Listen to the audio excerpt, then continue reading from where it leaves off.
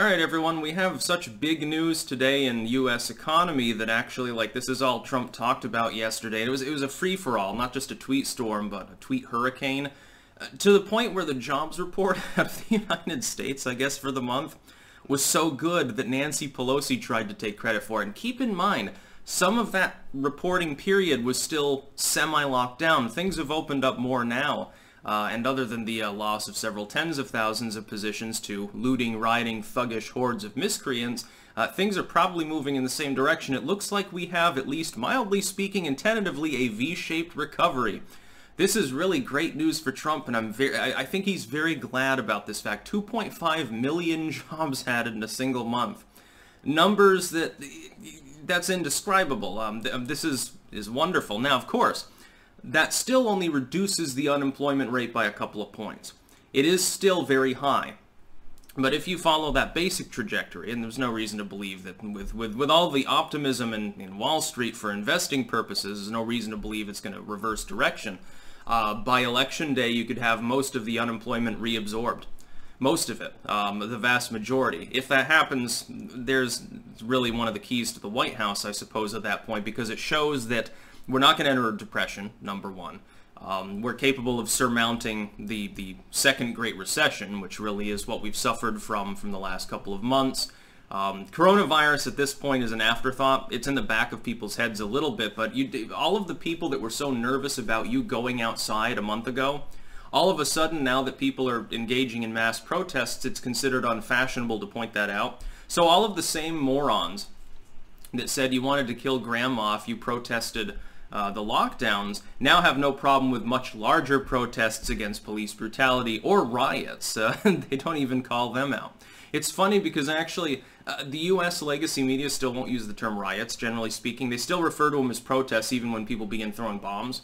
It was funny because the Dutch Prime Minister apparently changed his mind. He cucked on the issue of Zwarte Piet, and I know this because I pay attention to the Dutch trends as well on Twitter. And they called it riots, at least in their Voice of Europe reporting. So the Europeans are being more honest about what's happening in the U.S. than the U.S. media is. There's a reason for this. You see, they care a little bit less whether Trump is reelected. But CNN definitely doesn't. But it was funny because Pelosi, oh my God, poor Nancy Pelosi, made a tweet. She's like, well, this good U.S. jobs report shows what can happen when the House and Senate work together, like totally trying to cut Trump out. Dude, Trump takes virtually all of the blame for the job losses of the lockdowns, despite the fact that their continuation is all blue state Democrat bullshit to try to throw the election. You're not going to be able to tweet your way out of him getting credit as well from the same people who did blame him prior. This is the buck stops here. The executive takes undue amounts of blame, and they get undue amounts of justification and applause from their fans when things go well. If you're winning a war, the chief executive looks like a great war leader, even if they don't fucking make a single decision. If the war goes badly, they're a shitty leader. Again, even if other people are making the tactical decisions on the ground. If the economy goes up, Trump gets the credit. If the economy goes down, Trump gets the blame. 2.5 million jobs added in a month. Again, that nowhere near ameliorates the loss of several tens of millions of jobs. But that's just the first month period of recovery. And that's during a partial lockdown in some of the states, including some of the larger economies as well. You've got, Whitmer and Northam and all these others attempting to destroy the U.S. economy. They're trying to prevent recovery.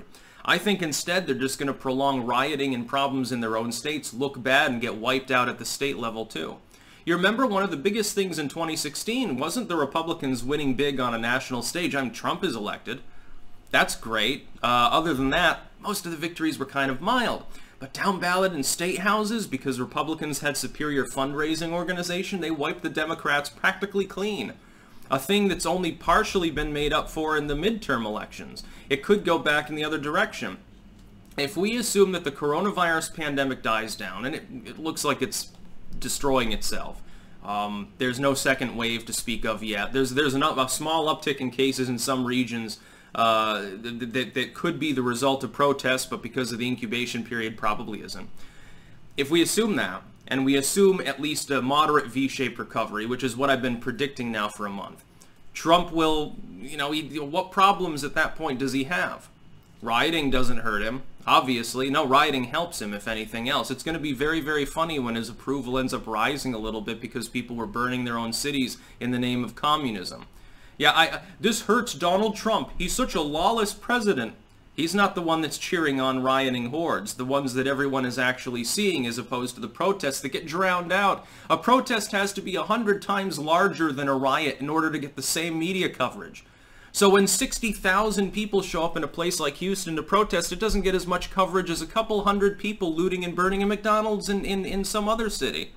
That's the way the U.S. corporate media works. They're their own worst enemy when it comes to trying to stop Trump at this point, because of their intrinsic need to clickbait. But watching Nancy Pelosi, poor Nancy, she's having a really bad day. She's trying to take credit for the jobs report. That's funny.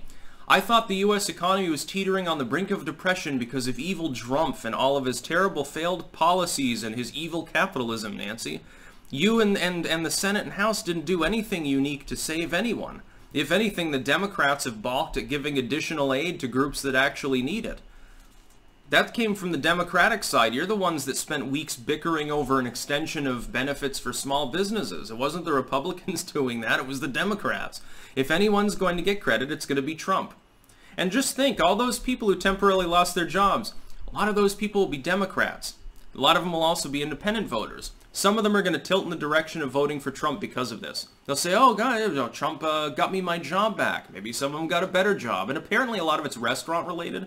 Like, because the restaurants, everyone gets laid off if they're not open, and then a lot of them are back open again. Now, personally, I think we need an unequivocal, complete, total end of locking down, because the lockdowns didn't work, number one, are too financially non-feasible, number two, and really there's no second wave to speak of, and at this point, you get so many people protesting and rioting in so many areas.